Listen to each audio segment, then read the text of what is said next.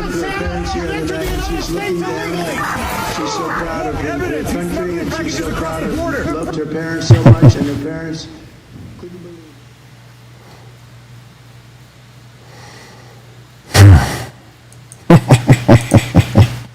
And we have another one who's fighting for.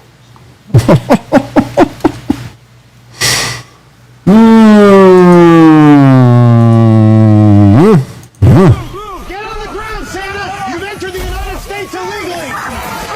Look, evidence! He's smuggling packages across the border! They're presents for children! It's Christmas! This thing has no registration! Call in the tow truck! What the hell did he do to these deer? The psycho glued a light bulb to his nose! You don't understand! Shut the door! You can't do this! Ah! Nice disguise, Cartel Santa. Ow! That's real! That's real, you pricks! Let's go. You can't deport me! I have delivery! You can't do this! I'm a sovereign citizen! I have the right to travel! End of the line, jolly old illegal! Time to go back where you came from!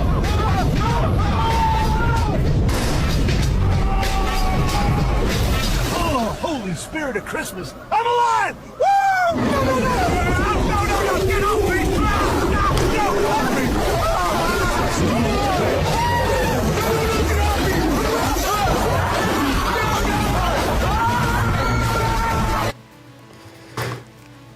Testing 1 2 3. Testing 1 2 3. Welcome to the Wake Up America show. I'm your host, Austin Peterson. Yeah, audio blowout.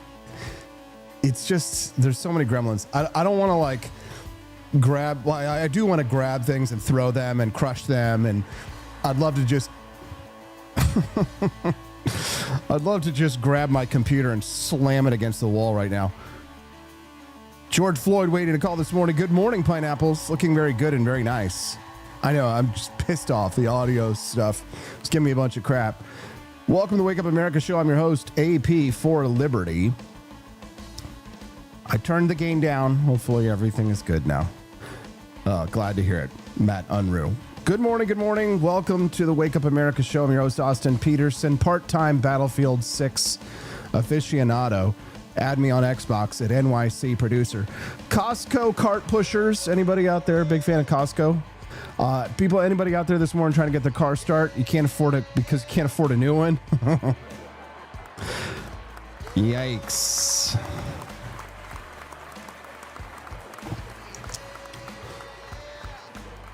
Live from the free state of Missouri, where the coffee is strong, the memes are lethal, and the politicians are allergic to the truth. We got a monster of a show today. Real corn-fed, red, white, and blue heavyweight of a broadcast. I'm talking about the kind of show that makes the IRS nervous. I don't want to see any crap on my Xbox over there, Matt Unruh. First of all, it's cross-play, so I'm an Xbox player playing against the PC Master Race. Maybe I would actually get a win if I played on the PC. This is the kind of show that makes the Pentagon pour a fresh cup of black coffee and whisper, "He's talking about us again." This is the kind of show where if the truth had training wheels, we're ripping them off and sending it flying down a gravel road at 40 miles an hour. Welcome. Good morning, everyone. Let's begin with this. The Wall Street Journal has finally admitted what you and I have been screaming for years. The American car market is a crime scene. It's the automotive equivalent of being mugged in broad daylight. Your average new car price is $50,000. $50,000. At this point, a Honda Civic costs more than my first apartment.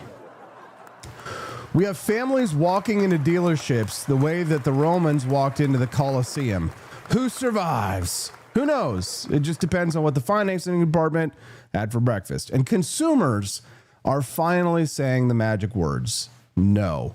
Consumers are finally downsizing. They're buying used. They're holding out for deals. They're keeping 2011 Toyota Corollas alive longer than some presidential campaigns. And the dealers are actually panicking so hard that they're throwing discounts at people like Mardi Gras beads. Please take this car. We'll knock off $5,000. We'll give you free oil changes. We'll throw in the dealership dog. Just sign here, right? And because this is happening, why is this happening, rather, is the question. Why? It's because of tariffs, because of inflation. Duh. No, haven't we been saying that? Because people who watch the Wake Up America show are not stupid, right? Because the chicken tax from the 1960s never died, because our government decided a half century ago to punish Europe for messing with American poultry, and we're still paying 30% more for our trucks because of it. So you can't make this stuff up if you tried. The reason that your neighbor cannot afford a basic pickup is because Lyndon Johnson got mad about French chicken. Welcome to America. But this is only half the story, because while the car market is falling apart, something weird is happening over at Costco. And when I say weird, I mean something good for once, some good news in a way. Unicorns and rainbows. Costco rolls into town. Suddenly, everyone's wages go up. Not because of the government, not because of a mandate or a law, right? Politicians didn't do this. Because Costco pays well, and suddenly the guy down the street says, uh-oh, if we want to keep our employees, we better step it up. It's like capitalism actually works or something. I know it sounds crazy. Speaking of capitalism, what do you see there? We've got a lot to talk about. So it's like, capitalism, it works. We've been saying it for years. Socialism, it sucks.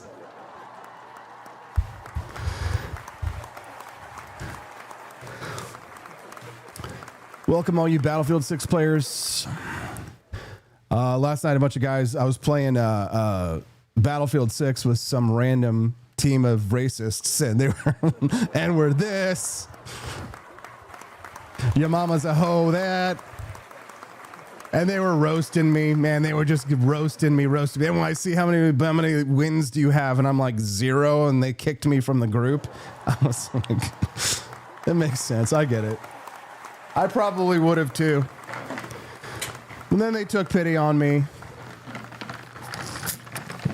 And they said, oh my God, and you have your own show? I'm going to call in on that show. And I was like, oh, you think so? And then they're like, this guy ran for president, dog. Yeah. Once upon a time. Richard Bell remembers. He was there. He threw me the fundraiser at over the lobster dinner in Maine. Wasn't that a wonderful day, Richard? I'll never forget it. Out on the boat. Most delicious lobster I've ever had in my life, I swear. Capitalism actually works. Costco. It is a miracle of capitalism. Just like Xbox and playing online, where Brad Beckman says he had to quit once he realized every 10-year-old was sleeping with his mother. See, I still play, but my mother-in-law watches me from behind and like girls daggers into the back of my head while I play. But Costco is pretty sick of Washington's tariff circus. They now join the class action stampede to get their money back if the Supreme Court nukes Trump's emergency power tariffs. So when Costco, the great and powerful bulk goods empire, starts filing legal paperwork, you know something is rotten in the supply chain. So then comes the next shoe drops here. Consumer confidence just collapsed. Americans are telling pollsters they're drained, fed up, and expecting their job prospects to get worse. And let me tell you something. When the American people say, I'm not confident, that is Washington's fault. They're the only people who could make an economy this big feel this small. So we brought in backup. We've got Camellia Peterson this morning coming in to break down the real story behind consumer anxiety, tariffs, wages, capitalism, and how big players like Costco can survive storms that are drowning small businesses, right? She's going to untangle this bowl of economic spaghetti America's choking on this morning. But wait until you guys hear what's coming after that, because then we go from economics to war powers, from Costco rotisserie chickens to missiles in the Caribbean. That'd be a great new Disney ride. A Washington Post report claims that Defense Secretary Pete Hegseth ordered a strike with no survivors on a drug boat. So Hegseth says the story is fake. Trump says he believes him. Congress says they're investigating, and they might be ready to throw a Navy commander under the bus. The Pentagon says they followed the laws of war, and America says, what in the world are you doing in the Caribbean, and why didn't anyone tell us? So So we call in an adult this morning at 8:30 a.m. Central, a man who's been on the inside of real war rooms. Colonel Rob Maness joins us to break this entire situation down. Richard Bell, also a veteran as well. God bless you, Richard Bell, and thank you for your service. So the Colonel is going to walk us through it at 8:30 a.m. Central Time. That's an hour and 10 minutes from now. It's 24 degrees in Jefferson City, Missouri, where we stream live on the Wake Up America show. All this, plus your rants, your memes, and maybe even a political rant so fiery that YouTube starts sweating. So this is the Wake Up America show. We're just getting warmed up. Grab your Founding Flavors coffee over at 4libertyshop.com. Look at that delicious coffee sitting there. Have you even tried Electric Elixir? Are you insane? It's delicious. You can get it at 4libertyshop.com. I have the best coffee in the world. It is ultra premium, and it is only available at 4libertyshop.com. If you buy more than one box of that Founding Flavors coffee during the live show, not only are you going to get a healthy discount on your coffee if you buy 2, 3, 4 or more boxes, the savings will add up automatically in the cart. But if you make those purchases during the live show, you're going to unlock our bonus content today. Oh God, you're going to make me unlock my bonus content. So head to 4libertyshop.com this morning. Do your Christmas shopping and get it done now, because we can't guarantee past the 10th or the 11th, one of the two, that your order will arrive by Christmas morning. So get that Christmas shopping done now, and let's head to 4libertyshop.com while we do our morning show. Let's do it.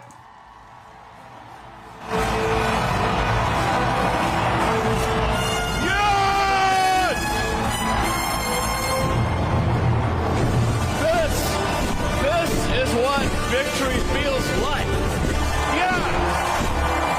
This is important, some are not, but this one, this one really mattered. And I just want to say thank you for making it happen. Thank you.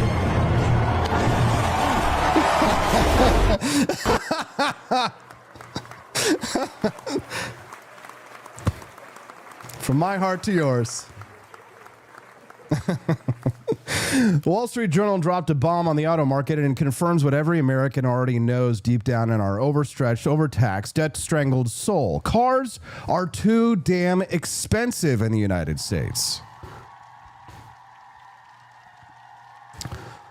And it's not because you're greedy, right? It's not because you want too much. It's because Washington has been kneecapping the car market for 60 years, and both parties have been accessory to this crime. The Wall Street Journal reports that after years of shrugging off higher prices, Americans are finally saying, nope, I'm done.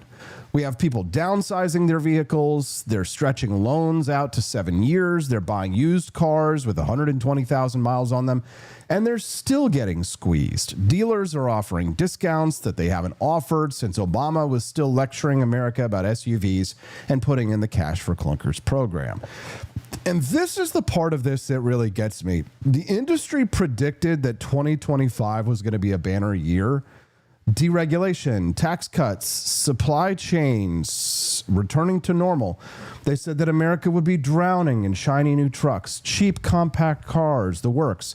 But instead, sales have actually flatlined. Electric vehicle demand has cratered, and the average new car price in this country is hovering right around $50,000. 50 grand. All right, that's a starter home in Missouri long before Joe Biden and Jerome Powell went full Weimar. And here's the kicker that the Journal barely touches. This country has rigged the auto market so Americans pay some of the highest car prices on planet Earth. Let me explain this in simple English, because unlike the geniuses in Washington, I know that you live in the real world. Right? For 60 years in this country, we have had what is called the chicken tax. It sounds funny, I know. It sounds like something a farmer would charge you if you tried to steal his rooster, but this isn't funny at all.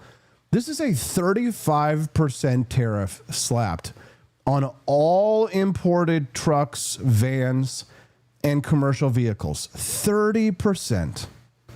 Not 3%, not 5%, not 10%, 30%. So the original idea behind this was retaliation for Europe putting tariffs on the American chicken in the 1960s. So our government reacted by taxing trucks because apparently nobody in Washington knew how to aim. So fast forward to today, and that one little vindictive tariff has warped the entire auto market into a cartoonish distortion of what a free market should actually look like. Automakers, they build trucks here, not because it's efficient, not because it's good for consumers, but because they are terrified of that 30% hammer coming down on top of their heads and dropping on anything that they might import. So if Toyota or VW wants to import a mid-sized truck, boom, chicken tax. Suddenly your hypothetical $28,000 pickup becomes a $42,000 pickup. And guess who pays the difference? Not the lobbyists, not the bureaucrats, you, every time. And this is why the Japanese Kai trucks, K-E-I, Kai trucks, these are the little $8,000 workhorses that that you can buy these used all over Asia. They suddenly cost $20,000 when they touch U.S. soil. Hold on here.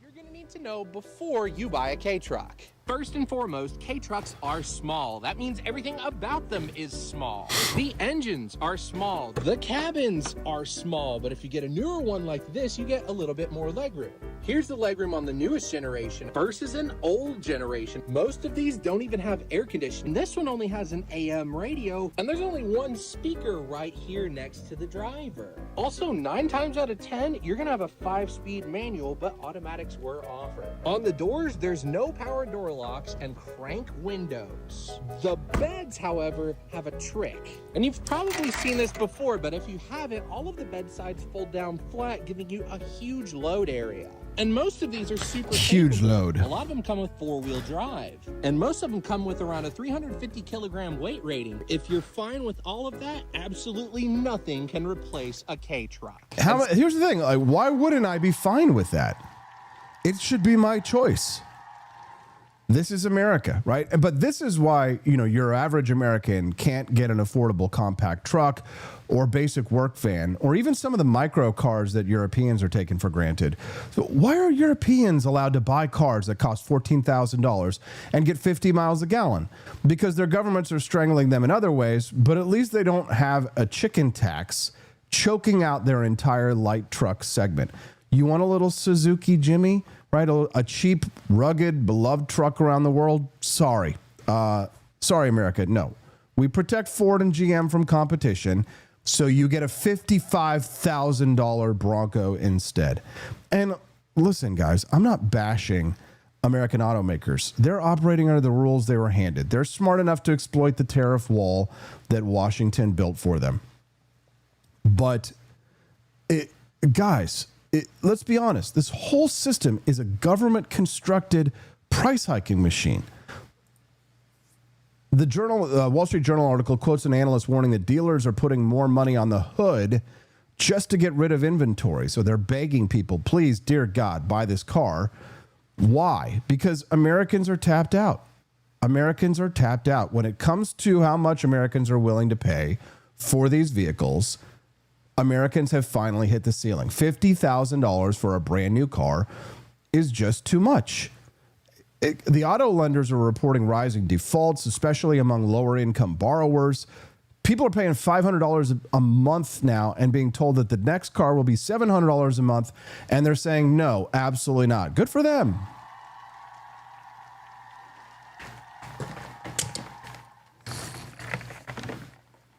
I mean, think about it. It's basically like, it's like an ATV, like a souped up ATV or a really powerful go-kart, perhaps, right there. That little. What about the Hilux Technicals?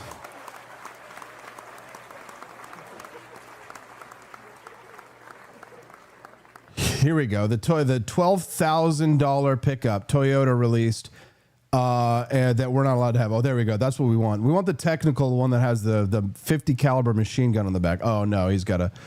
Wait, oh, there we go. Yes. Okay, here we go. Here's the Toyota technicals that we should, as Americans, we should have a right to have. Hold on. Turn on the audio. Get that thing moving. Now we're playing Battlefield.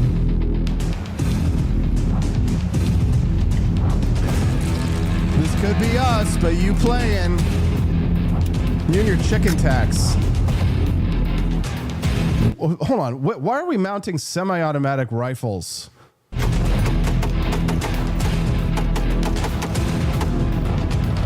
I love he's got his little, was it ACOG on there? No, it was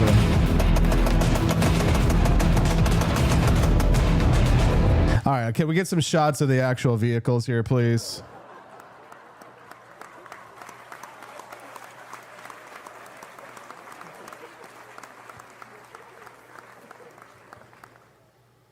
So this is what happens when you combine 60 years of tariffs, post-COVID supply chain stock, Biden-era inflation, skyrocketing repair costs, in a regulatory environment where every car has to meet 1,000 different federal commandments handed down from the Church of Washington.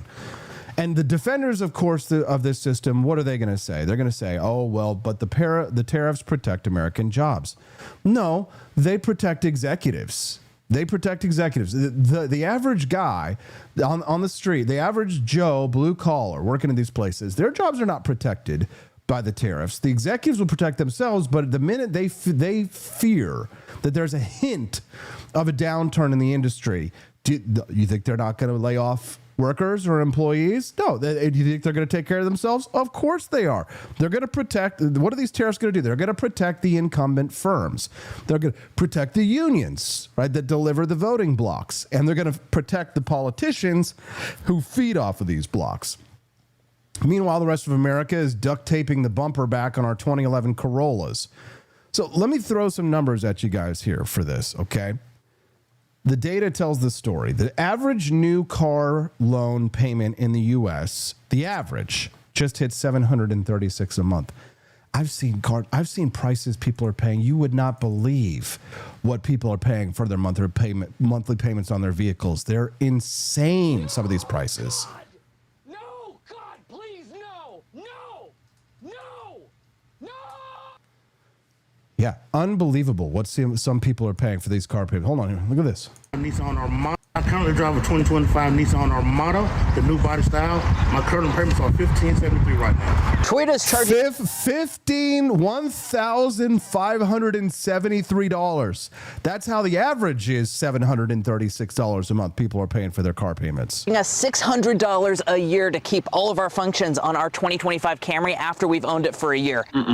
I don't want the Toyota Highlander. It's too small for my one kid. All right, everybody knows what time it is. We are due for another video of ridiculous car payments. You drive $1,342, and I drive a Silverado 3500 HD. Hey, what kind of car do you drive, and what is your car payment? I drive a Lincoln Navigator, and my car payment is $1,450. Hey, Jacob, what kind of car do you drive, and what is your monthly payment? A Chevy Silverado, it's $934. What kind of car do you drive, and what is your monthly payment? I drive a Ram 3500. My monthly payment, $1,200.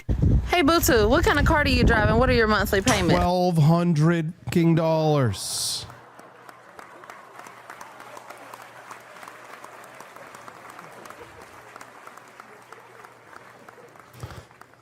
The average used car loan in the United States is $567 a month for a used car, right? The average new car loan length is now 73 months.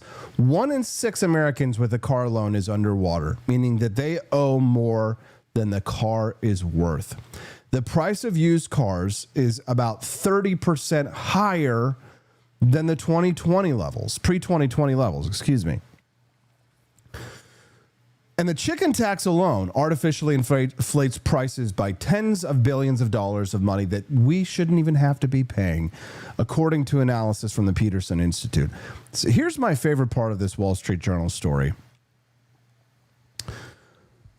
Dealers are seeing more traffic in their service departments because people are trying to nurse their old jalopies for one more year. I've got a 2012. I made the mistake of buying the brand new 2012 F-150 Ford 4x4 from Virginia when I was living in DC. And I paid $550 a month for a brand new truck in 2012.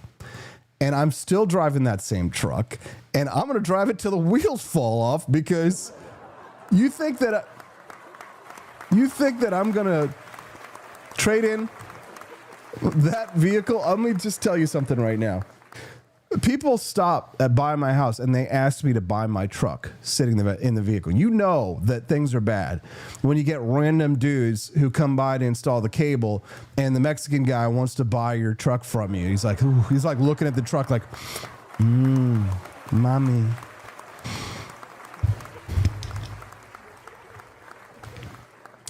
I'm not gonna, that truck isn't going anywhere. Entropy Nomad says a vehicle should be bought in cash. It should be, Entropy, but God bless it. What's it like being rich, Entropy? Please tell us. Tell us what it's like. It must be so nice. Brad and I over here at the For Liberty Network, we're working our ass off. I'm trying to get rich, Entropy. I want to be like you one day. The only way that's going to happen is if rich guys like Entropy Nomad go to forlibertyshop.com this morning and buy the bonus content. Wouldn't it be nice? Wouldn't it be nice if Entropy Nomad went to forlibertyshop.com this morning and bought 1, 2, 3, 4, maybe 5 boxes of Founding Flavors coffee? Wouldn't it be nice if Entropy Nomad went over to forlibertyshop.com and got himself a Make Taxation Theft Again mug or a Mises' matcha, Japanese ceremonial matcha? It would, and we'd unlock today's bonus content in no time at all. So head over to forlibertyshop.com this morning. If we raise $100 on today's show, you will unlock the 5-minute Lego mini documentary. If you raise $150 on today's show, we're going to play a game show, Liberty Loot Live, The Great Grift Off. If we hit $200 raised today, I will sing a Christmas carol live for you. Steve Dave's fan says that he just had to buy his wife a car. Got it used, 105,000 miles. Wow. Honda Pilot, 5K down, 20K, making it 15K, an excellent credit. Payment is still almost $400 a month. It's just insane. I tell you, you're right. St. Selma, one of our biggest supporters, said, my Chevy 4-wheel drive pickup is a 2003. My hubby drives a 2008 Zion. No car payments for us. Our mortgage payment is $625 a month. Oh, my God. And our home's value has doubled since 2018 when we bought it. Oh, my God. Dang. Wow.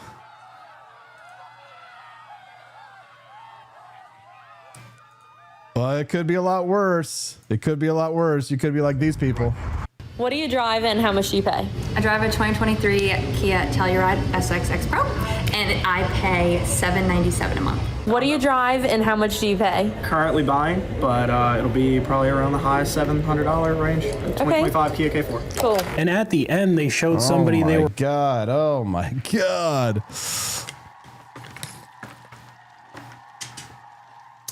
Entropy Nomad doesn't drink coffee, but that's fine, brother. We've got delicious tea for Liberty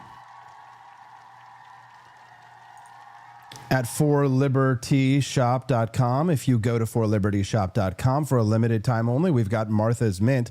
It's an absolutely delicious coffee, but for those who are into the tea, go to the search, type in For Liberty, steeped in patriotism. Our top selling teas, if you click on these, you'll unlock the little secrets inside. You have to click to reveal it. I'll just do the first one. We'll see. Click to reveal. Boom. Cha-ching. Boston Harbor, #1 seller. But you'll have to go to the shop to see what I'm talking about. And if you go to the shop right now, we'll be able to see you pop up on the map.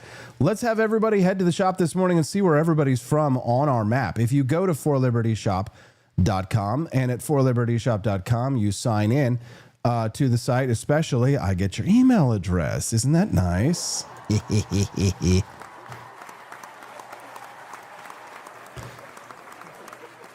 Come on over to forlibertyshop.com this morning. If you see that sales number, total sales $100, you might think you've unlocked the bonus content, but we haven't yet. Sorry. That was somebody else and not during the live stream. So you'll have to go to forlibertyshop.com this morning to see yourself pop up on the map. We've got people popping up in Jefferson City, Missouri. That might be me. It might be Andy.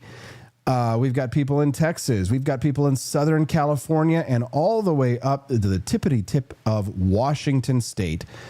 You can pop up on the map too. If you go to forlibertyshop.com right now, we'll see where you're coming.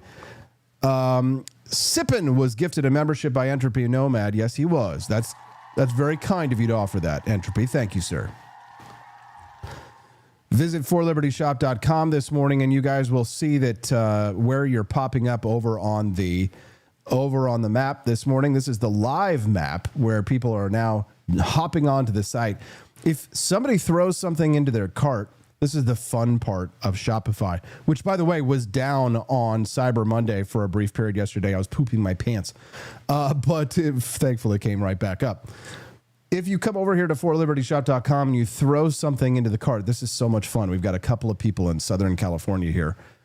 But if you throw something into the cart, say that you like, throw it into the cart, and the active cart will come up. I wonder if we can get somebody to make a purchase during the show so you can watch the whole process. This is like, for me, this is like Christmas morning, like a kid in a candy store. You get to watch the capitalism happening in real time. It's like forlibertyshop.com. We've got 7 visitors. Look at this. I bet you that's Richard Bell up in New York. Over at forlibertyshop.com, when you visit the shop, you will pop up on our little mini map, which is so much fun, and we get to see where everybody's from. If you throw something in your cart, you'll pop up in the customer behavior over there. The active carts right now, 0. Checking out people, 0. Purchased, 0. Womp, womp, womp, womp. You can laugh at me if you like. But one day, I'll be like Entropy Nomad, and I will pay for a vehicle in cash. And 30% of it will be tariffs. So now the populist in me wants to stand on a table and yell at the auto industry, right? GM and Ford, and say, oh, well, the populist in me, is suspicious of the high salaries that are paid to the executives. But the libertarian in me remembers that these auto dealers are operating within a system that is created by government force. If Washington says protect domestic trucks by blocking competition, guess what? You get a truck market with almost no competition. You get artificially high prices. You get consumers treated like they're piggy banks with legs. But if we abolished the chicken truck, if we abolished the chicken tax tomorrow, if we actually unclogged the arteries of competition, the price crash would be spectacular. You would see imported mini trucks for $18,000. You'd see compact work vans for $19,000. You'd see a Jimmy on every corner. You'd see trucks built in Mexico, priced the way they're actually worth, not artificially inflated to please the tariff gods.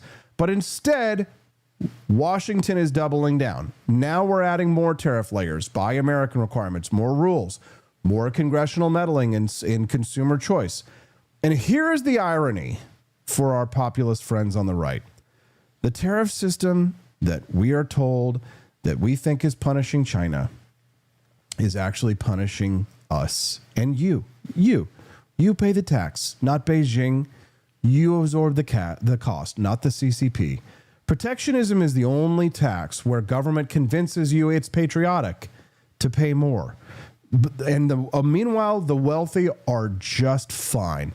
They're buying trucks with massaging seats and heated steering wheels, 4-zone climate control, And the bottom 80% of this country is financing a Hyundai for 7 years at record rates. The Wall Street Journal quoted a dealer in this story who said, "We're relying on the top 20% of households to sustain the market." That is the K-shaped economy in one sentence.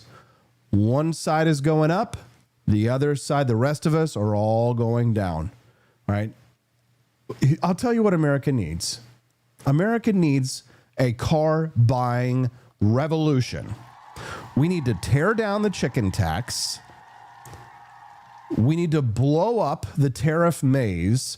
We need to let consumers, not the lobbyists, but the consumers decide what cars get to compete in this country. And we need leaders with the spine to say that the free market works best when it's actually free. Imagine an America where a starter car costs $14,000 again, where a young family can buy a small truck without handing over their future, where you're not locked into a 73-month loan because Washington wants to keep its thumb on the scale. That America is possible. That America, it is possible. It just requires one thing. Tell the government to get the hell out of the driver's seat. Right now, we're all stuck right in the back of a very expensive car, and Washington still has the nerve to ask for gas money. Welcome to the Wake Up America show. I'm your host, Austin Peterson. Ooh, somebody's got an active cart. That's always exciting. Do you think they're going to do it, guys? Do you think they're going to check out? I'm really excited to see if they're going to check out here live on the show. Wouldn't that be fun? Look at everybody all across the United States when they're popping over at forlibertyshop.com. Welcome, Sippin', to the Wake Up America show group. We were playing Battlefield 6 last night, and they were talking trash. I invited him on the Wake Up America show this morning to join us. Looks like everybody's being real nice to them. No, bully them. Be mean. Right now, we're going to talk about the Costco effect and the tariff trap. Let me shift gears here, guys, because the next story is one of those where economics kind of jumps out at us on this one, right? Where it puts on a Kirkland polo shirt and it starts flexing in the middle of your town, right? Is this the rare example where a giant corporation actually makes a community richer instead of strip mining it for parts? So I'm talking about the Costco effect, right? Not the inflation effect, not the tariff effect. This is what the free market can do when it's allowed to operate. A new report says that when Costco moves into a neighborhood, something almost miraculous happens. The surrounding businesses do not die. They do not wither. They don't get sucked into a Walmart-style economic black hole where wages drop and mom and pop shops get more boarded up like an abandoned Blockbuster. No, the exact opposite happens. Businesses around Costco raise wages by up to 40%. So let me repeat this so that the politicians in the back can hear this without their earplugs. 40% wage increases, right? Not because of a government mandate, not a law, not because of a minimum wage law, not because a bureaucrat in DC decided to lecture the economy from a podium. This happens because Costco pays good wages, it pays them voluntarily, and it signals quality, and it draws in huge foot traffic and forces all of the other businesses to compete in labor. Imagine that. Free market competition raises wages. They never teach that part in public school. The teachers' unions would literally burst in flames if we talked about this in a public education environment. Compare this to the Walmart effect. The study calls this out. When Walmart shows up, the rate of business closures materially increases, workers get squeezed, small shops die, and the community becomes dependent on a single employer that sets wages at rock bottom. Walmart becomes the sun, and everything else is a little asteroid trapped in its gravity field. That's a plantation with a parking lot, essentially. But Costco is different. Costco is like dropping an economic engine right outside of town. It pulls people in from 10, 20, 30 miles away. And when they show up, they don't just buy a vat of mayonnaise the size of a human baby. They make a whole day out of it, right? They eat at nearby restaurants. They browse the local shops. They spend real money. And because Costco pays well, their own employees have more disposable income to spend locally too. So it's the free market version of a trickle down, but it actually is trickling down here, right? Costco raises wages voluntarily. Local businesses raise wages voluntarily. And instead of collapsing under the weight of the labor costs, the businesses see increased revenue because Costco has become a magnet.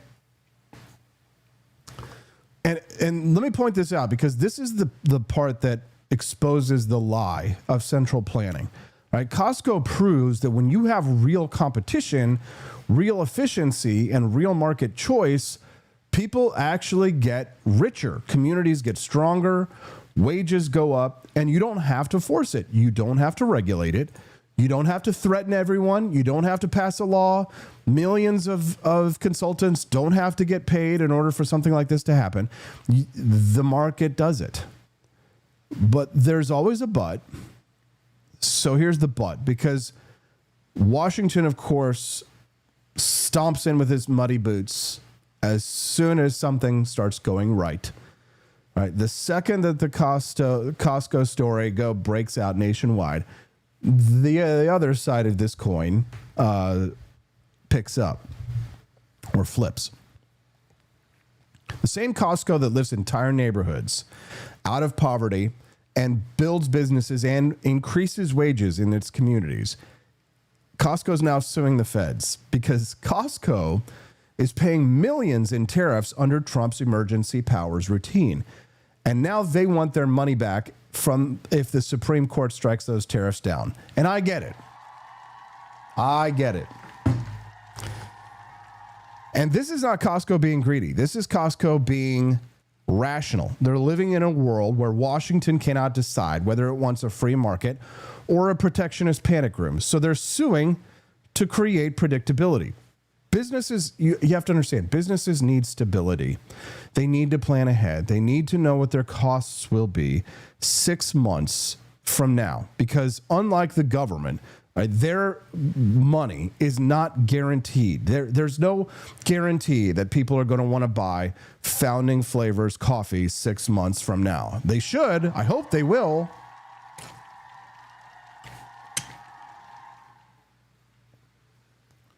But there's no guarantee. We can't just print our own money, right? We can't just send the bill to our grandkids. If something goes wrong with the business, I can't take out a loan in my daughter's child's name. I can't go to Hazel. Well, although I have seen people taking out credit cards in their kids' names. Smoke detector Americans. The Supreme Court heard oral arguments on the legality of using emergency powers to impose tariffs. Key justices appeared skeptical. We've reported in this story before. They know that this is not how the Constitution, I think Gorsuch understands, this is not how the Constitution is supposed to work. Congress is supposed to set trade policy, not the president acting alone. And Costco is saying, hey, if these tariffs are about to get nuked, we want to be in line for a refund. I get it.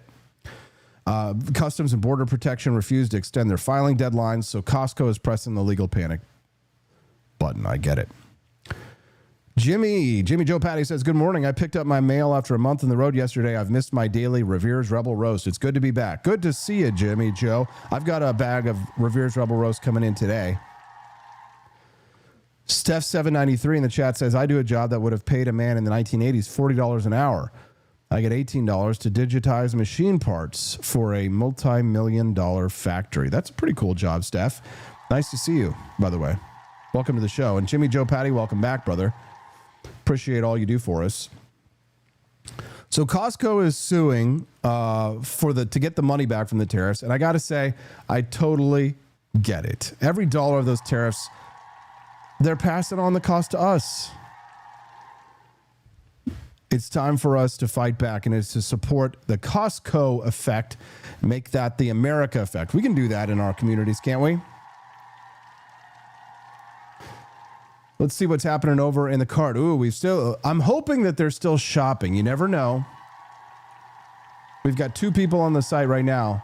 It says 1 active cart, but what happens is that people come in, they might have thrown something in their cart, but then they might have disappeared. They might have bounced. right? And maybe they're adding lots of items to their cart. They're shopping around a little bit this morning. I hope that that's the case. Why don't you do a little shopping at forlibertyshop.com? Coming into the second hour, we've got Camellia Peterson talking about consumer confidence in the United States dropped to its lowest level since the spring. Whoa, wait a minute. I think our thing wasn't updated. Did we just, Brad, was that a sale? We just pass by?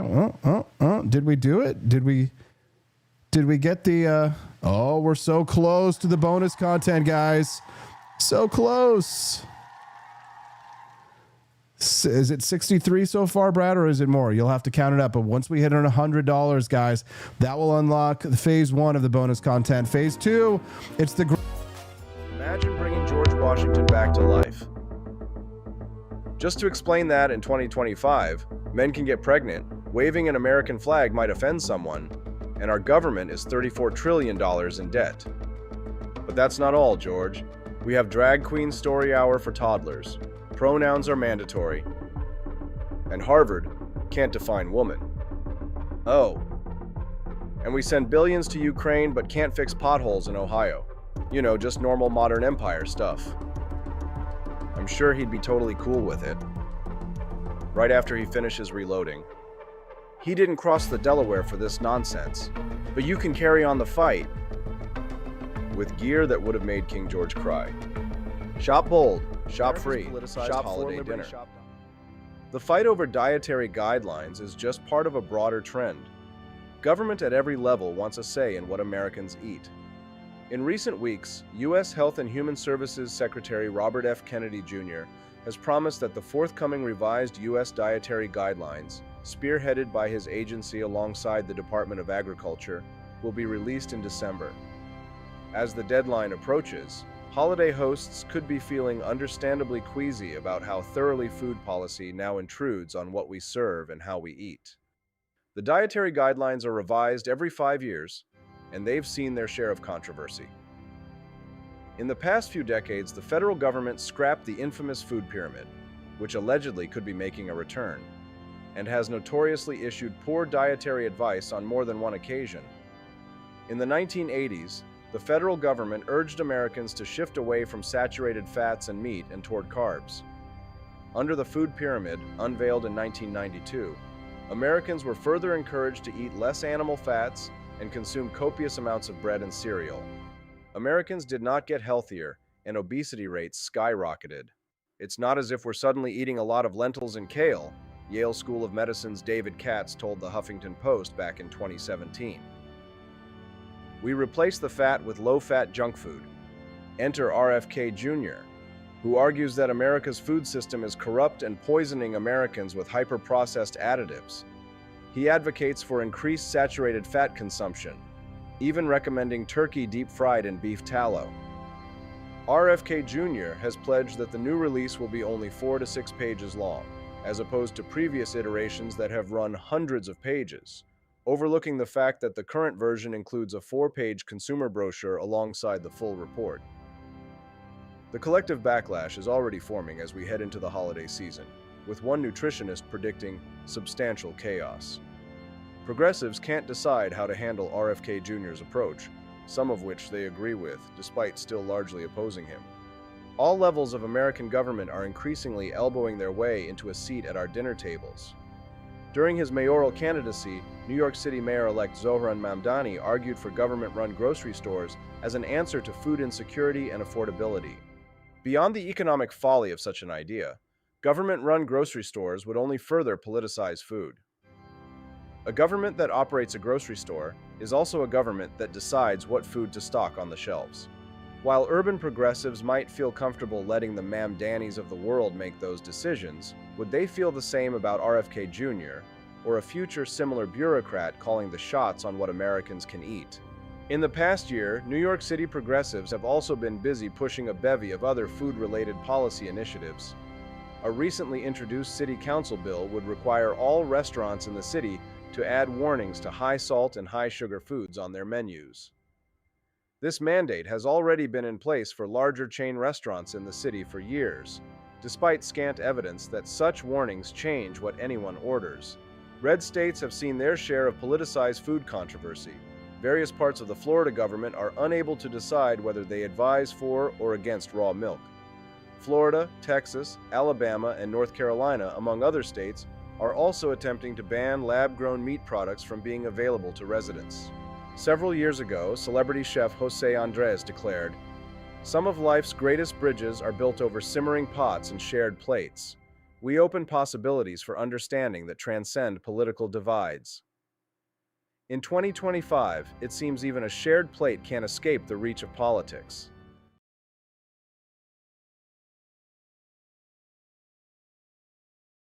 Legend has it, back in 1773, a band of angry, overtaxed patriots stormed a British ship, found the king's favorite tea, and said, "This would taste better without the tyranny." Then they tossed it overboard. Fast forward to today.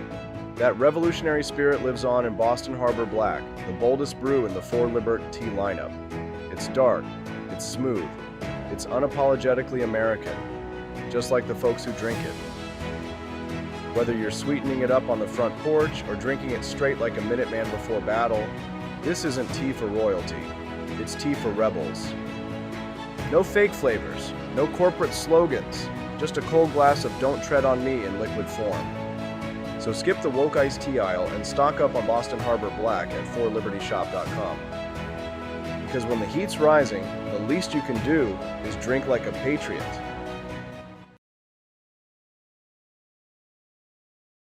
Picture this. It's 1776. Thomas Jefferson is hunched over his desk at Monticello, ink-stained fingers, writing the most radical document in human history. Do you really think he was sipping Starbucks? No. He was drinking something bold, something black, something brewed strong enough to fuel a revolution. That's the spirit behind Founding Flavors, our signature.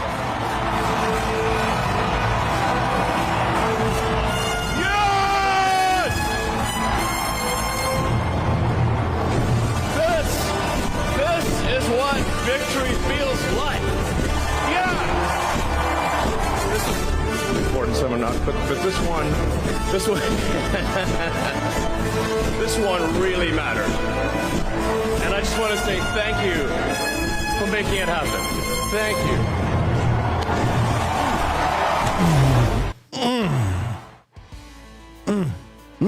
From the bottom of my heart goes out to you. Welcome to Wake Up America show. Yes! I miss that, Elon Musk. Glad and thankful to have you here on the show today. Click the like button if you haven't already. Thanks so much for unlocking the bonus content Phase 1. Phase 2 unlocks at $150. We'll play the Great Grift Off live. Thank you guys so much for all your financial support. It means a lot to me and Stephanie. Consumer confidence in the United States just collapsed to its lowest level since spring, according to a fresh report from Reuters. Households told pollsters they're worried about rising prices, shrinking job opportunities, and worsening economic uncertainty. A big part of that comes from, like we've been talking about, tariffs and inflation driving up everyday costs. So this drives directly into the Costco story we covered earlier. We also have a rare win for free trade. The Wall Street Journal reports that Trump struck a deal with Britain that avoids new pharmaceutical tariffs by getting the UK to pay more for patented American medicines. So today we're looking at the big picture, consumer confidence crashing, big retailers suing, a rare win for tariff reductions, and an American public that's telling pollsters they're out of patience. Camellia Peterson joins us live right now. Hey, CJ. Good morning. I was thinking when you played that Elon clip that Elon's kind of done the whole, we were talking about how there was this like rise in optimism, like right after Trump got elected, and they were like, oh, we're going down like this, like this. Oh my God. And so I think Elon's been there too, actually, you know, because like all the high of the campaign and then Doge, and then he was like, screw you guys. It's the season of crashing out. Everybody's crashing out, it seems like, online. Every time I turn around, I see like another influencer in trouble. It's funny that you say that because today I see this one racist streamer, Lily Gaddis. She's the one who does like the blackface stuff. Apparently her YouTube channel was demonetized today. The right wing grift is starting to fall apart. Listen to this. Hold on. Here's the clip. Officially been demonetized on YouTube, which was my sole form of income. Aside from a few tiny little outlets here and there, YouTube was my main money maker. And I'm kind of stupid. I don't have a 5-year plan. I don't plan ahead. I live in the moment. I put it all out there. I'm an open book. I live with my heart on my sleeve. If I say something, I mean it. I couldn't censor myself. I refused to censor myself. It's just impossible. I really tried. I really tried my best. Believe it or not, what you saw on YouTube was the vanilla me. It was like the vanilla of the vanilla. And I tried my best, but they want to keep a real down, okay? And that's what they're... Keep a real N-word down, she said, Camellia. That's what it is, right? Has anybody told her about Rumble? Exactly. Thank you. Rumble, the platform for free speech. I mean, also somebody just needs to tell her, like, Qatar is paying influencers. Oh my God, I know. I don't even know what to think. I'm watching all these quote unquote right-wing influencers like that gay guy go to these Arab countries where he literally takes a picture from a balcony on a roof. And I'm like, bro, if you were not an American that was doing their propaganda, they would toss you right off of the top of that building that you're taking a picture from right now. And that Emily Saves America or whatever chick, like, she's like, they're all taking the picture from the same balcony. Yes. Yeah. Well, here's what's so funny too is that these pictures that they're saying, they're so angry that people are calling them out over this. And yet there's no way that you can't walk around the streets dressed like this. Here they are. So beautiful. Can't wait to come back. It's almost like every conspiracy theory that James Lindsay and some of these others have painted are true, are correct. These people are being paid. Oh, sure. It's a psyop. Yeah. Well, here's the thing, I think we're going through this cycle where we have the rejection of traditional media, right? And so then now we're in the era of you are the media. And so you have all of these influencers, but they're not, somewhere along the way, the actual journalists are still not getting elevated. You know what I'm saying? Yeah. Yeah. Well, guess what? Who cares? Because we're here. And it's our job. If they won't do it, we'll do it. Welcome to the Wake Up America Show. I'm Austin Peterson. This is Camellia Peterson. And Camellia and I are not related because she has an O at the end of her name and I have an E. Camellia, talk to us about this consumer confidence story. Consumers are we were talking earlier about the price of new vehicles. $50,000 is the ceiling. American consumers are done with paying anything over $50,000 and Americans aren't buying the new cars. A lot of people that I've spoken to, especially with the holiday season, the gift giving season, I don't know about you guys, but I live in Missouri. Camellia and I live in Missouri. I just got my vehicle tax, $250 for the privilege of owning a vehicle that I've owned since 2012 and didn't even buy here in Cole County, Missouri. People are tapped out. Yeah, for sure. And, we're working on getting rid of personal property taxes, among many others. There is reason for hope. But I will say, it's sad because I'm sitting here and I've got a car that's a 2009. It's just a little car. It's a manual. It's got over 215,000 miles on it. I know that I am going to have to get another vehicle, post haste. But I cannot stand the thought of trying to do the drudgery of trying to find something that's actually reasonably priced in my budget and that's going to be a decent vehicle that's going to last me a long time. And I will not go to a dealership and make payments for, ever and ever, even if they will give me whatever they're extending the automobile ones to now. Is it 30 years? I don't know, it's 50 years for mortgages, but it's too much. And there is, I think, the confidence when they talk about consumer confidence dropping.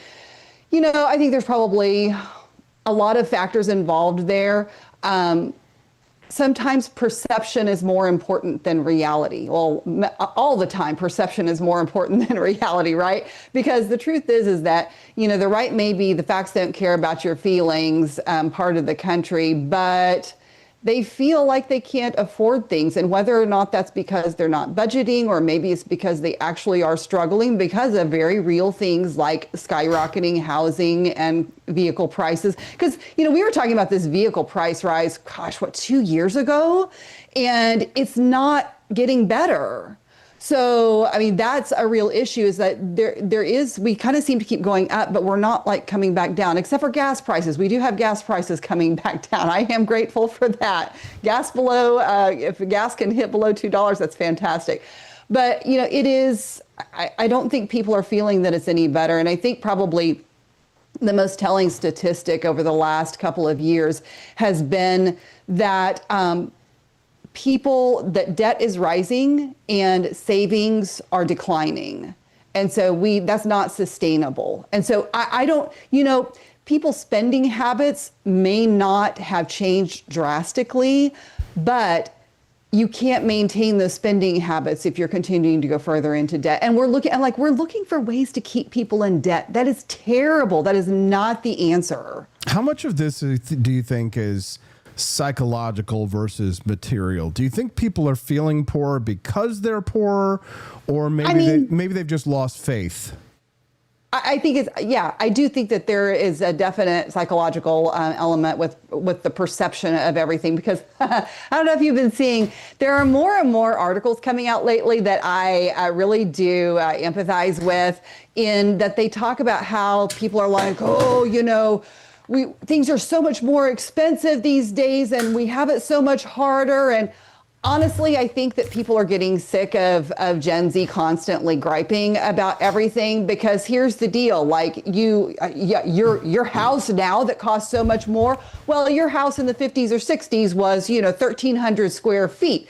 The little far cry from what the normal house that people consider a minimum standard is these days. And like we have all kinds of expenses, you know, all kinds of streaming subscriptions. We have subscriptions to, like, we're being subscription to death, right? So, I mean, subscriptions, you know, your expectations of eating out and your coffees, and like, I'm guilty of a lot of that too, but I certainly don't do it every day. There are a lot of people that it is a normal thing to go spend, you know, $10 on coffee every day. So a lot of it is that you need to adjust your lifestyle. And that may be, but don't do it today. Go to wakeupamericashow.com/support. You need to choose where to spend your money wisely, right? You need to invest. This is investment. Investment in liberty and the future of our country. Listen, I'm not kidding. Camellia, there aren't a lot of people like us who believe what we believe, who are actually out here full time pounding the pavement for our ideals. Most of the people that I've known since I started doing activism for liberty, they have all gone and departed. Not dearly departed, although some of them have. But many of the people who were out on the point fighting for these ideals, they're not around anymore. And you, Camellia, now that you've worked your way up from the street activist to the professional paid lobbyist here in Jefferson City, Missouri, a lobbyist for liberty, and yes, there are many of them. I know many, especially the marijuana people. They're always fun to hang out with after the committee meetings. But there really aren't a lot of people fighting for what we believe in. So if you're not following me and Rare Camellia, you're missing out on a huge part of the activism in Missouri for liberty.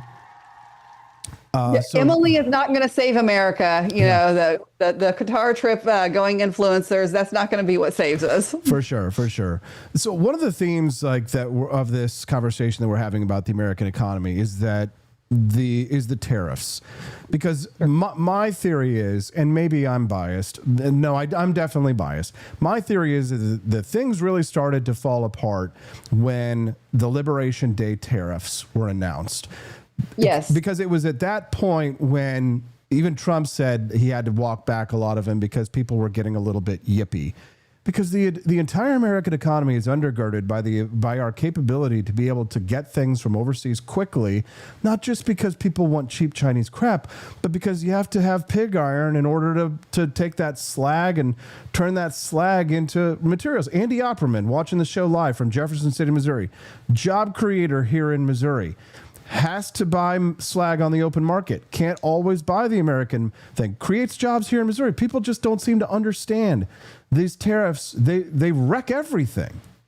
Well, and here's the thing. I think that especially, I think you're seeing this on the right, although it's been bizarre to see the left swing around to be the anti-tariff people. But there's this idea that you can have your cake and eat it too. They've gotten accustomed to this lifestyle that has been made possible by global trade.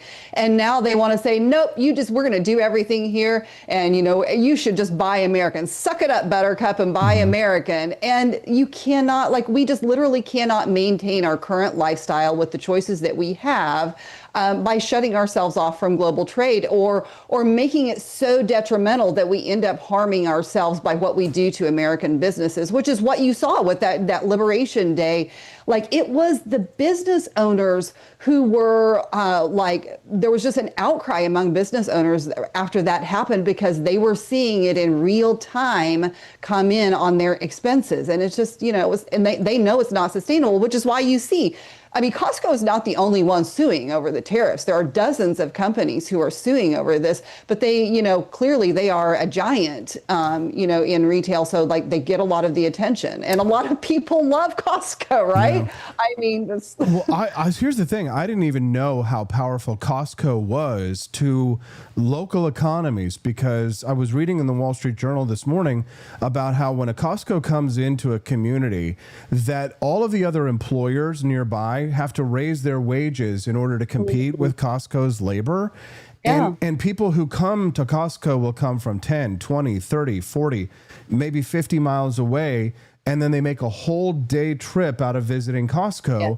And then they go to all of these local places to shop for food or go out to dinner or lunch or what have you.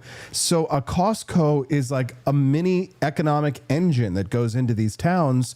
And we're trying to tax the hell out of them and destroy them because whenever something good happens, the government is always there to screw it up. I hope Costco gets their money back. I do too, because I think that this is a hard lesson that needs to be learned. And I know that, there was the article you sent me that talked about 1 point of success with the tariffs. And I will tell you, I am by far no economic expert. But I follow a lot of good ones, and I know just enough to be a little bit dangerous. And I can tell you, the thing that I have heard from these economists over and over is that tariffs are so harmful. However, there's a very limited, narrow application for tariffs. And I think that the article that you sent is one of those applications that can be successful. And it's because of the context in which it happened. So it was talking about how that the UK has agreed to pay, was it 25% more for pharmaceuticals coming out of the United States. And when I was reading through this, because what was happening is that the UK they basically were prioritizing generics because they were forcing brand name pharmaceuticals coming out of the US. They were forcing their prices so low. And when I read this, I was like, how did they have the capability to force their prices that low? What's going on here? And I was not thinking about the fact of the difference between healthcare, such as it is in the United States, and healthcare in the UK, where you have the National Health, was it NHS? Yeah, National Health NHS. Service. Yeah, what's the S service? There you go. Okay, so you have the NHS that basically buys the vast majority of medications for the entire country. So they have that kind of bargaining power. So basically, what the UK has done is the NHS has agreed that in order to stave off, tariffs on British medications that are coming out of the UK, then they will increase what they pay for United States pharmaceuticals by 25%. I think that's all right. I think that's good. Yeah, I agree, Camellia. And it's one of those little stories that's not going to get a lot of attention from anybody because it doesn't fit anyone's narrative except for ours, which is liberty. I mean, it just goes to show that when you look at what's happening with tariffs on Argentina, Trump's rewarding his friends, punishing his enemies, perhaps. But I think that it shows that Trump wants good relations with people. He wants to see more free trade. I've even heard Trump say, somebody can check me on this, but I've heard Trump say that if other countries lowered tariffs on us, he would lower tariffs on them. And to some extent, it's not an economic policy. It's more of a belligerent foreign policy that he's engaged in, because the truth is that other countries do place these tariffs on us. They do place these unfair things. We are competing with a subsidized system when you're talking about the national healthcare system of the UK. Right. It's not fair. They're cheating, and we are in a sense, we are making the same mistakes they are. And we're only hurting ourselves. But it's unfortunate that security, national security, and our economy have to be so intertwined. But because of the global nature of the economy, it is what it is. Well, I think this is a case of where tariffs need to be used as a scalpel and not as a hatchet, because like that's been the problem with this tariff policy, is that it was a matter of like throw everything against the wall and don't really look at the practical trade-offs of each of these tariff deals, and then there's the uproar because everybody's upset, and then you have this yo-yo back and forth that creates a lot of economic instability, and so that is what ends up being harmful to us, and it's why we've seen them back off on a lot of the tariffs, because they weren't having the effect that they wanted to see. Whereas this is a case where they are, because they were used very strategically and in the right circumstance. Yeah, I agree, Camellia. We're going to get into foreign policy a little bit more in just a couple of minutes here. I'm going to have Colonel Rob Maness on the Wake Up America show. We're going to talk about those Caribbean drug boat strikes with the Colonel. We're going to talk about the chain of command, because apparently the latest word from the White House is that it was a naval commander who ordered the strikes. Throw that commander right under the boat. Yeah, exactly. Keel haul him. Allegedly, there was a command to not leave any survivors, which would mean that if you shoot the drug boat once, that's one thing. If you then machine gun the survivors, if there are survivors on the boat, that's war crime territory. And if anything, we probably should have been listening to Senator Rand Paul the whole time, shouldn't we? Well, no, we're too busy posting Franklin kills narco terrorist storybook covers on Twitter. If you just follow the Constitution, he could blame Congress for it, because then it would be Congress's fault. God. There you go. You see, that's the beauty. If you actually involve the other branches of government, you have plausible deniability. Camellia, is there anything else? Go. What are you? I was going to say, when you talk to Colonel Rob, ask him. So I saw somebody say this morning, a mutual acquaintance of ours say this morning that she had a feeling that this thing with fentanyl in Venezuela was going to end up being like the weapons of mass destruction, because it really all comes out of China. So see what the Colonel says about that. Yeah, I will ask. Okay, so eventually, somebody remind me in the chat if I forget. So eventually what's going to happen is they're going to blow up some boat, and there's going to be like some little girl who's going to be a survivor and tell the story on television. CNN's going to give her weeks and weeks, and we're going to all have to wear gay-ass pink ribbons and simp for Nicolas Maduro. They'll send every right-wing influencer that we have to Caracas, Venezuela, to talk about how beautiful it is and how their plastic fruit, whatever it was they were doing. To eat the plastic fruit on their fake Christmas morning. Camellia, where can people find out more about you online? You can follow me on X, Rare Camellia. That's where I'll be. That's right, because socialism sucks. Camellia gets it. Right. Have a great day, Camellia. We appreciate you very much. Have a great day, everyone. You too. Bye-bye. Get on the ground, Santa! You've entered the United States illegally! Look, evidence! He's smuggling packages. It's Christmas! This thing has no registration! Call in the tow truck! What the hell did he do to these deer? The psycho glued a light bulb to his nose! You don't understand! Shut the door! You can't do this! Ah! Nice disguise, Cartel Santa. Ow! That's real, you pricks! Let's go. You can't deport me! I have delivery! You can't do this! I'm a sovereign citizen! I have the right to travel! End of the line, jolly old illegal! Time to go back where you came from!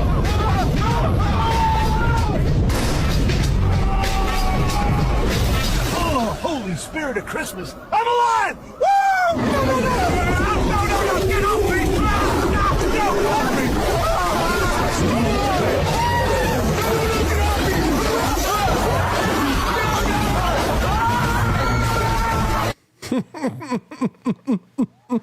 Love it. All right.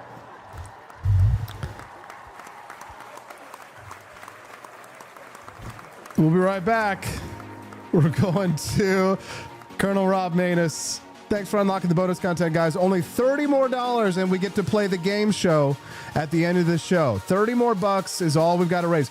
Go buy a box of coffee at the Grift Shop at thegriftshop.com. We'll be right back. America's politicized holiday dinner. The fight over dietary guidelines is just part of a broader trend. Government at every level wants a say in what Americans eat. In recent weeks, U.S. Health and Human Services Secretary Robert F. Kennedy Jr. has promised that the forthcoming revised U.S. dietary guidelines, spearheaded by his agency alongside the Department of Agriculture, will be released in December. As the deadline approaches, holiday hosts could be feeling understandably queasy about how thoroughly food policy now intrudes on what we serve and how we eat. The dietary guidelines are revised every 5 years, and they've seen their share of controversy. In the past few decades, the federal government scrapped the infamous food pyramid, which allegedly could be making a return, and has notoriously issued poor dietary advice on more than one occasion. In the 1980s, the federal government urged Americans to shift away from saturated fats and meat and toward carbs. Under the food pyramid, unveiled in 1992, Americans were further encouraged to eat less animal fats and consume copious amounts of bread and cereal. Americans did not get healthier, and obesity rates skyrocketed. It's not as if we're suddenly eating a lot of lentils and kale, Yale School of Medicine's David Katz told the Huffington Post back in 2017. We replaced the fat with low-fat junk food. Enter RFK Jr., who argues that America's food system is corrupt and poisoning Americans with hyper-processed additives. He advocates for increased saturated fat consumption, even recommending turkey deep-fried in beef tallow. RFK Jr. has pledged that the new release will be only 4 to 6 pages long, as opposed to previous iterations that have run hundreds of pages, overlooking the fact that the current version includes a 4-page consumer brochure alongside the full report. The collective backlash is already forming as we head into the holiday season, with one nutritionist predicting substantial chaos. Progressives can't decide how to handle RFK Jr.'s approach, some of which they agree with, despite still largely opposing him. All levels of American government are increasingly elbowing their way into a seat at our dinner tables. During his mayoral candidacy, New York City Mayor-elect Zohran Mamdani argued for government-run grocery stores as an answer to food insecurity and affordability. Beyond the economic folly of such an idea, government-run grocery stores would only further politicize food. A government that operates a grocery store is also a government that decides what food to stock on the shelves. While urban progressives might feel comfortable letting the Mamdanis of the world make those decisions, would they feel the same about RFK Jr. or a future similar bureaucrat calling the shots on what Americans can eat? In the past year, New York City progressives have also been busy pushing a bevy of other food-related policy initiatives. A recently introduced city council bill would require all restaurants in the city to add warnings to high salt and high sugar foods on their menus. This mandate has already been in place for larger chain restaurants in the city for years, despite scant evidence that such warnings change what anyone orders. Red states have seen their share of politicized food controversy. Various parts of the Florida government are unable to decide whether they advise for or against raw milk. Florida, Texas, Alabama, and North Carolina, among other states, are also attempting to ban lab-grown meat products from being available to residents. Several years ago, celebrity chef Jose Andres declared, "Some of life's greatest bridges are built over simmering pots and shared plates. We open possibilities for understanding that transcend political divides." In 2025, it seems even a shared plate can't escape the reach of politics. Picture this. It's 1776. Thomas Jefferson is hunched over his desk at Monticello, ink-stained fingers, writing the most radical document in human history. Do you really think he was sipping Starbucks? No. He was drinking something bold, something black, something brewed strong enough to fuel a revolution. That's the spirit behind Founding Flavors, our signature line of liberty-fueled coffee. No soy froth, no climate guilt, no corporate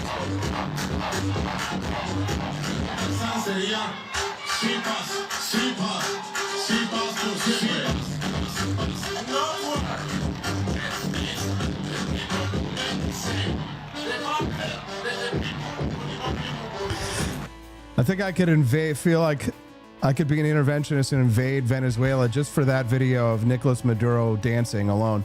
Good morning. Welcome to the Wake Up America show. I'm your host, Austin Peterson, where socialism sucks and like buttons get clicked. The follow button as well if today's your first time watching the show. A major story broke this week involving Defense Secretary Pete Hegseth and a Washington Post allegation that he ordered U.S. forces to, quote, leave no survivors after a missile strike on a suspected drug smuggling boat in the Caribbean on September the 2nd. Joining us now to discuss is a man who's been inside a war room or two, Colonel Rob Maness. He's lived inside the chain of command. He understands the rules of engagement, and he knows exactly how lawful targeting decisions are made. Good morning, Colonel. Happy post-Thanksgiving and early Christmas to you, sir. Hey, good morning, Austin. Thanks for having me. I appreciate you covering this issue. Yeah, Colonel, as somebody who's operated at senior levels, how plausible do you find the allegation that a defense secretary could order a no survivor strike? How would that even move through a chain of command?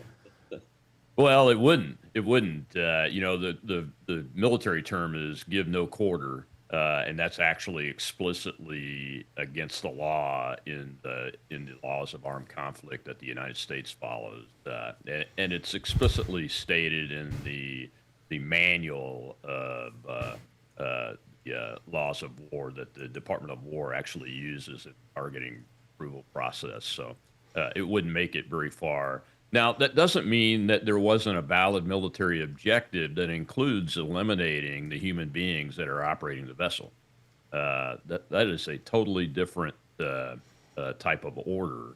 And it's my understanding the military objectives that were given, according to the New York Times article that called finally the Washington Post article false.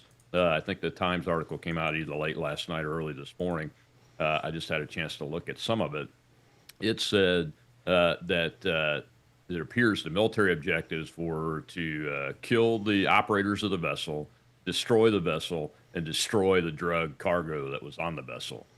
So that's a valid military objective. It's been through the target approval process, which includes layers of judge advocate general, which is the military's version of a lawyer, and probably too many of them. But to the point where by the time it gets down to the men and women that are pulling the triggers, they have a specific set of rules of engagement, a specific military objective for the target.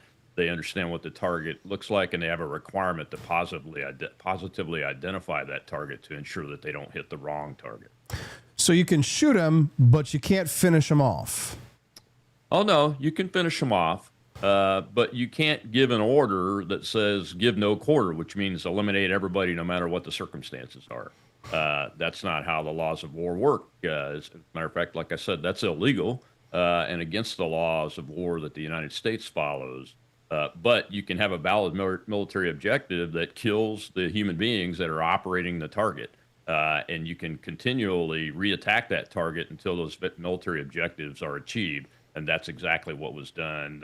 Admiral Bradley was the senior flag officer involved in the decision making, and he's the one that actually ordered the reattacks on the target. So under what circumstances are you not allowed to reattack? Say you have intelligence that shows that a specific target, this is hypothetical, is in a, say, a neighborhood, and you have a specific set of rules of engagement and intelligence and identification requirements to ID a target, and you strike that target, but then the intelligence and surveillance and reconnaissance shows in real time that there are civilians that are on the target on the second time around, I would withhold my weapons and not strike that if I saw that happening. Now, Colonel, the left is attacking Secretary Pete Hegseth, saying that he's trying to throw an admiral under the bus. The idea is that this order that came down came not from Hegseth, but from Navy Admiral Frank Bradley. What's the truth in this story, Colonel? I mean, you know, you've been through the chain of command. Did you ever get blamed for something that your higher up did? No, but I did have to take responsibility for my decision making and my own actions that were the result of taking orders from my higher ups, and that is a valid way of doing business in the United States Armed Forces. But actually, Secretary Hegseth came out and said that he has full confidence in Admiral Bradley late yesterday. And Admiral Bradley, like I said, he's the admiral that's sitting in the Air Operations Center that more than likely, when the target was struck the first time and they saw that the boat was still floating, the cargo hadn't been destroyed, and that the military objective hadn't been achieved, he ordered the reattack and approved that reattack when it was requested. That's the way this works in whether it's a drone attack or in my case, I used to fly the B-1 bomber. I was the weapons systems officer that actually dropped the bombs most of the time when I was on board, and that would be the same way it would work there, is we would call and say, hey, we haven't destroyed this target. We're going to reattack on it and get cleared, what's called cleared hot, to do that again until we achieve the military objectives of the target, which in this case was destroy the vessel, destroy the drugs, and kill the individuals. So the admiral, he's going to provide a classified briefing to lawmakers on Thursday. Carolyn Leavitt, the press secretary, says that the second strike was carried out, quote, in self-defense and in accordance with laws governing armed conflict. Do you see this as an act of self-defense, Colonel? I would think our old friend Ron Paul would probably say something different. What do you think? Well, in this case, the military operation has begun, Austin, because of the authorization to use military force. There are a couple of them out there that can be used, but since this narco-terrorist group has been formally declared a foreign terrorist organization, they fall under the AUMF that Congress has passed. And look, you and I, I'm pretty sure you were involved too, were advocating for these AUMFs to be repealed because they were no longer appropriate. But they're still on the books, and the administration has used them in order to initiate these combat operations. Now, you've entered a phase of warfare and combat operations that is approved by Congress under these AUMFs. So that is the issue that I think a lot of the folks on the left are trying to raise, but they don't have a leg to stand on, unfortunately, for their argument. It just doesn't matter what they're saying. When we took the opportunity to try to repeal those AUMFs, it failed. And here's the troubling thing for me, though, is that you have folks that are like the chair of the Senate Armed Services Committee immediately came out when this Washington Post hit, which I'll remind everybody is anonymously sourced totally. And the New York Times has now said it's a false article and says we're going to have investigations of Pete Hegseth and the officials making these decisions because this looks like it's a war crime and those kind of things. Well, there should be better thinking involved before you make a decision to publicly say that, and really take a look at the circumstances because, as you know, and I've said this before on your show, the first reports from the battlefield are almost always wrong.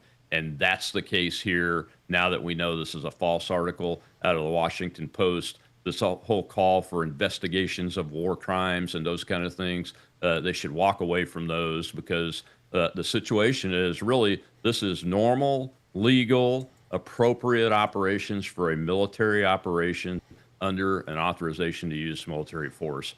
And yes, it is self-defense. We lose somewhere between 70,000 and 100,000 Americans every year due to this type of drug trafficking. I know that it's not fentanyl necessarily. Usually it's cocaine coming out of Venezuela, but that still causes some number of those deaths. So I think it is absolutely self-defense. The vessel could have been recovered. The cargo could have been recovered and then pushed on its way if those individuals had been able to call for assistance from their compatriots. I can see your point of view, Colonel. I do think that it is an unfortunate, that all of this is an unnecessary and unfortunate consequence of the war on drugs in this country, which I think we have taken a wrong-headed approach to, because I think that it's unfortunate that we live in at a time when people who say things like what I'm saying right now are seen as crazy or obnoxious or gadflies, when suggesting that we take a medical approach to what is a medical problem, because since we've taken a criminal justice approach to what I believe is a medical problem, we now have to take a national security approach to what shouldn't even be a critical problem. I don't know where you stand when it comes to the war on drugs. I'm a total libertarian when it comes to the question of what adults can do. I think obviously children are different, and that there should be exceptions carved out when it comes to children.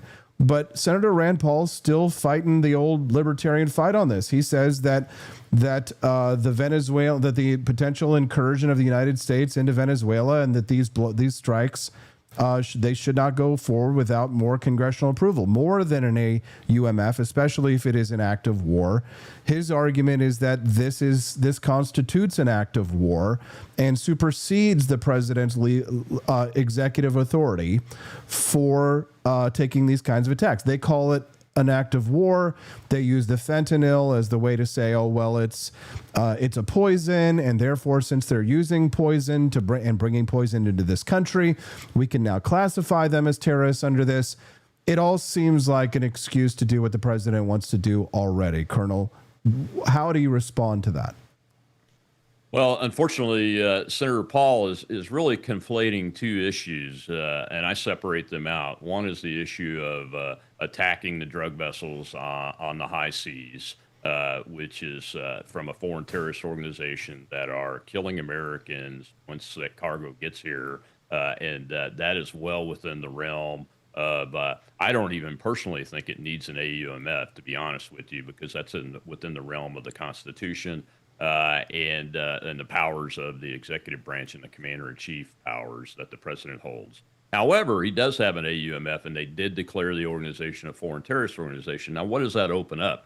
That's where Senator Paul's coming from. Does that open up a ground invasion of the country of Venezuela? I don't, without further congressional approval. I agree with Senator Paul on that. I don't think that it does open up those powers, and the president would have to come back to Congress and say, hey, here's what we would like to do.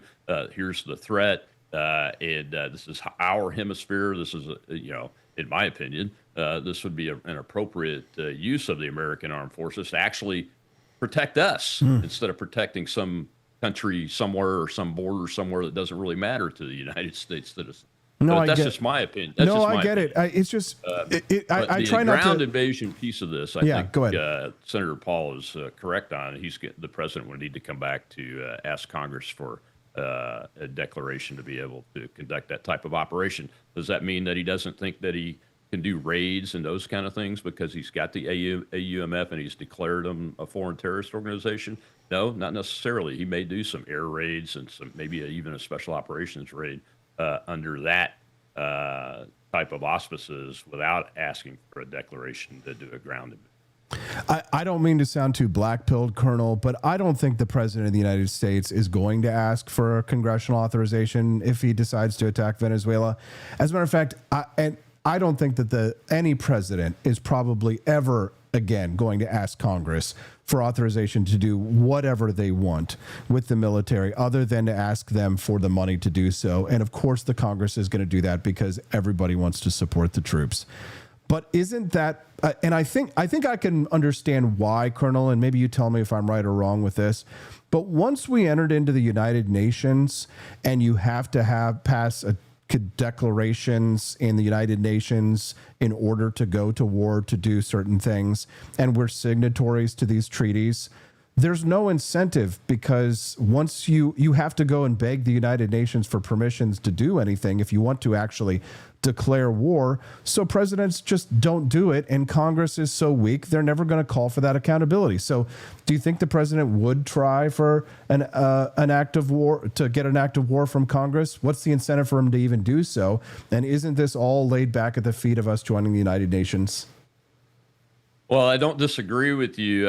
What I said was he should. He should, but he probably won't. Ask for one. But because of the weakness and fecklessness and the abdication of Congress's war powers that they've done, even by passing what some think was making them stronger, the War Powers Act, presidents of the United States have made it pretty plain that they have precedent and they don't really have a need or any incentive whatsoever to have to do this, especially one on his last term. And he's not going to stand for re-election again and those kinds of things. So there's really no incentive, as you said, and it's because Congress has weakened itself. That's why I've run for U.S. Senate before. One of the reasons was to end these endless war policies and to retake the war powers back to Congress that they so rightfully have and are enumerated in the Constitution. But unfortunately, Senator Rand Paul is completely outnumbered. And there's probably going to be a push to try to get him removed from the U.S. Senate.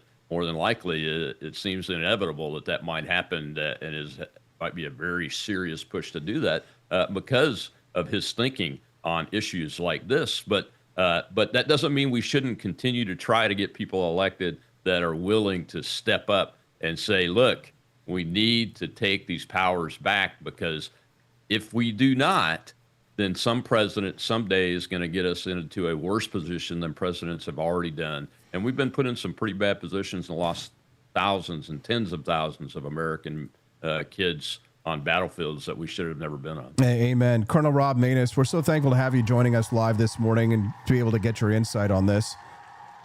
You know, I've shifted my views on foreign policy quite a bit from my early 2008 Ron Paul days, but I still look fondly on those years, and I took a lot of inspiration from Ron Paul and Rand Paul and Thomas Massie.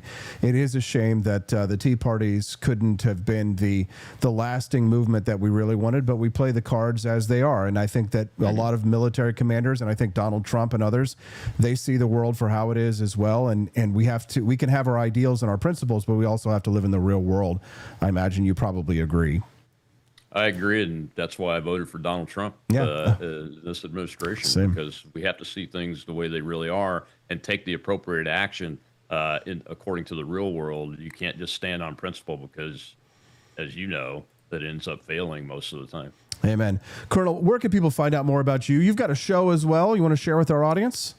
Yeah, my show, the Rob Maness Show, is on the Worldview Tube network. You can find Worldview Tube's live stream on Rumble, and you can find my show on Rumble, the Rob Maness Show, on X, on Getter, on Facebook. It live streams to those places 4 days a week, Monday through Thursday, 2 p.m. Central, 3 p.m. Eastern for 1 hour. Colonel, you're an American hero, and don't let anybody tell you different. We appreciate you very much, sir. Thanks, Austin. Appreciate you having me on. Thank you very much. That's a great American, Colonel Rob Maness, who joined us live here on the Wake Up America show today. Follow him on X. Watch his show on Rumble. And join us here 5 days a week, Monday through Friday, 7 to 9 a.m. Central Time on our Wake Up America show. We're grateful to have everyone who's joining us here live right now.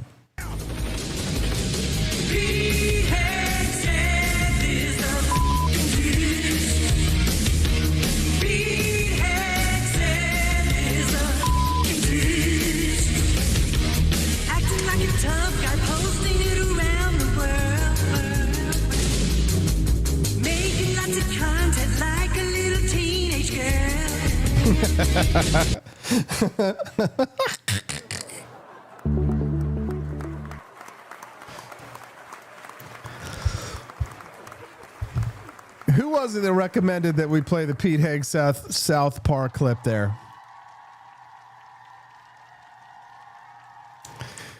Thanks so much, guys, for unlocking that first phase of the bonus content. We are so close to unlocking phase 2. Do you guys want to play the Great Grift Off, Liberty Loot Live? I know you do. Making lots of content like a little teenage girl.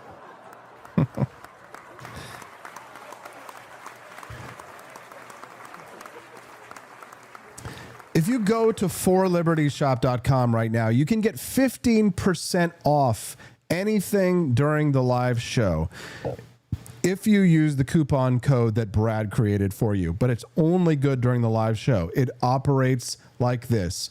You go and you put anything that you want in your cart, at forlibertyshop.com. Maybe a mug, maybe a Mises Matcha, maybe a hat, maybe a Socialism Sucks t-shirt, like this lovely design.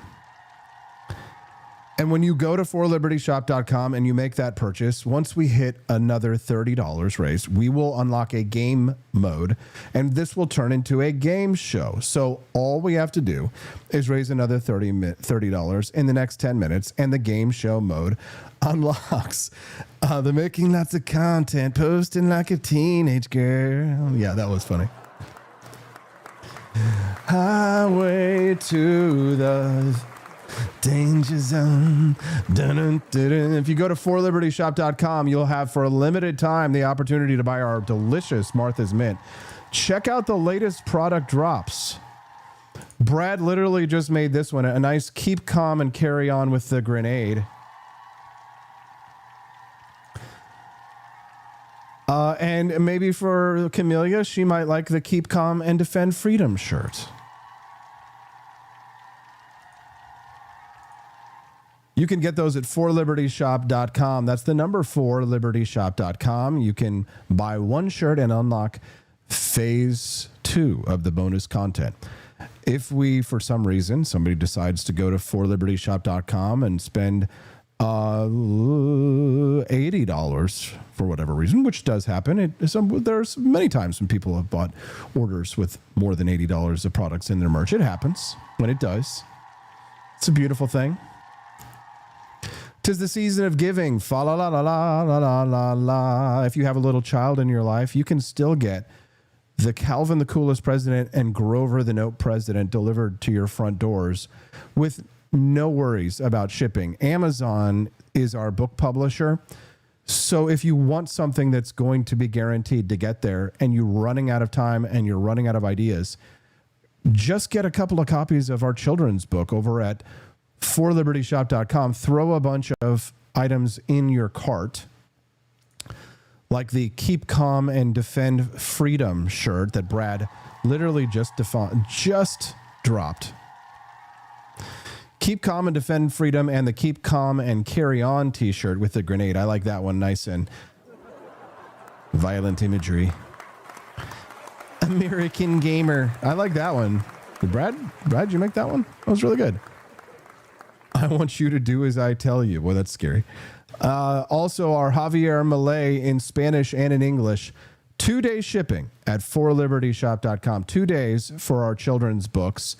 But if you're looking to get any of your shirts or other items, any of our apparel, if you want to get those on time for Christmas, you've got to get those orders in right now, guys. Thanks so much for everything that you've done for us financially and otherwise this year. This has been a fantastic year for me and Stephanie and Hazel, our first year as parents. I hope that you guys tonight will watch Daniela Pensac on Culturama, the hostess with the mostest. Watch Daniela, 7 p.m. Central Time. Daniela goes live. Another show in the For Liberty Network, and support her by buying her Culturama Atomic Blonde Roast. And we'll see you guys tonight on Culturama. This is the Wake Up America show on the For Liberty Network.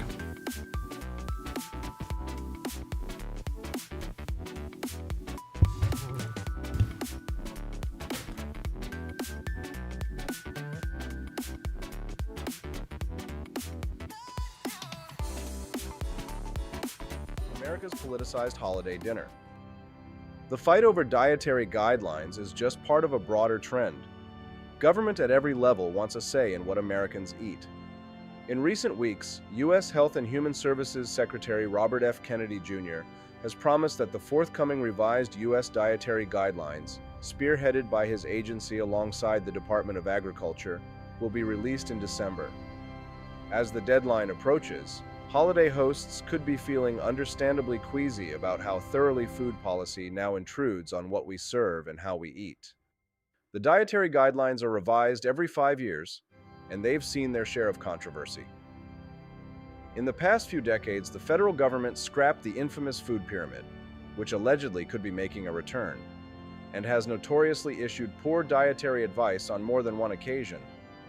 In the 1980s, the federal government urged Americans to shift away from saturated fats and meat and toward carbs. Under the food pyramid, unveiled in 1992, Americans were further encouraged to eat less animal fats and consume copious amounts of bread and cereal. Americans did not get healthier, and obesity rates skyrocketed. It's not as if we're suddenly eating a lot of lentils and kale, Yale School of Medicine's David Katz told the Huffington Post back in 2017. We replace the fat with low-fat junk food. Enter RFK Jr., who argues that America's food system is corrupt and poisoning Americans with hyper-processed additives. He advocates for increased saturated fat consumption, even recommending turkey deep-fried in beef tallow. RFK Jr. has pledged that the new release will be only 4 to 6 pages long, as opposed to previous iterations that have run hundreds of pages, overlooking the fact that the current version includes a 4-page consumer brochure alongside the full report. The collective backlash is already forming as we head into the holiday season, with one nutritionist predicting substantial chaos. Progressives can't decide how to handle RFK Jr.'s approach, some of which they agree with, despite still largely opposing him. All levels of American government are increasingly elbowing their way into a seat at our dinner tables. During his mayoral candidacy, New York City Mayor-elect Zohran Mamdani argued for government-run grocery stores as an answer to food insecurity and affordability. Beyond the economic folly of such an idea, government-run grocery stores would only further politicize food. A government that operates a grocery store is also a government that decides what food to stock on the shelves. While urban progressives might feel comfortable letting the Mamdanis of the world make those decisions, would they feel the same about RFK Jr. or a future similar bureaucrat calling the shots on what Americans can eat? In the past year, New York City progressives have also been busy pushing a bevy of other food-related policy initiatives. A recently introduced city council bill would require all restaurants in the city to add warnings to high salt and high sugar foods on their menus. This mandate has already been in place for larger chain restaurants in the city for years, despite scant evidence that such warnings change what anyone orders. Red states have seen their share of politicized food controversy. Various parts of the Florida government are unable to decide whether they advise for or against raw milk.